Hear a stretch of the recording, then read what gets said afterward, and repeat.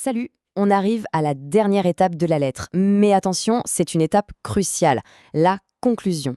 C'est vraiment le moment de tout donner pour finir en force. On saisit un peu comme une partie de hockey. L'introduction et le développement, c'était comme de partir de son but, de traverser toute la patinoire en déjouant les défenseurs. On a fait le plus difficile. Maintenant, on se retrouve seul devant le filet. La conclusion, c'est ça, c'est le lancer final. Le lancer qui compte, celui qui fait gagner la partie. Il faut qu'il soit précis et puissant. Et pour réussir un bon lancer, ça ne s'invente pas, ça prend un plan de match. Je vous en propose un bien simple et super efficace en 4 temps. Allez, on regarde ça ensemble. Bon, voici la stratégie. Premièrement, la récapitulation. On fait juste un petit résumé du jeu pour rappeler le but. Deuxièmement, l'ouverture. On fait une passe vers le futur, on ouvre la porte à une discussion, à une collaboration. Troisièmement, les remerciements et les salutations. Ça, c'est l'esprit d'équipe, la politesse de base. Et on termine avec la signature. C'est comme mettre son nom sur la coupe Stanley.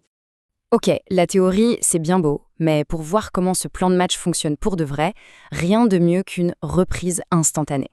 On va analyser ensemble la conclusion de la lettre des éclairs glaciaux, notre exemple de la boîte à outils, et voilà la première étape, la récapitulation.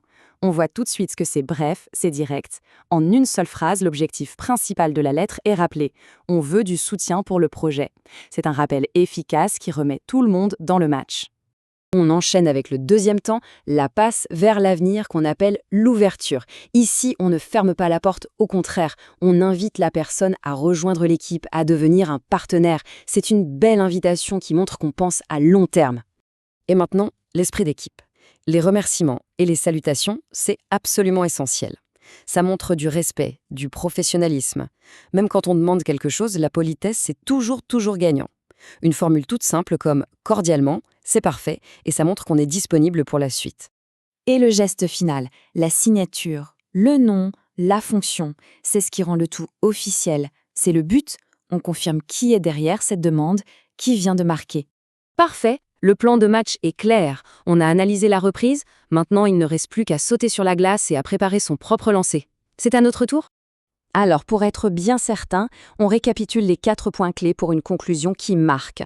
1. On résume le but. 2. On propose une suite. 3. On est poli, on est reconnaissant. Et 4. On n'oublie jamais de signer. C'est la recette du succès, ni plus ni moins.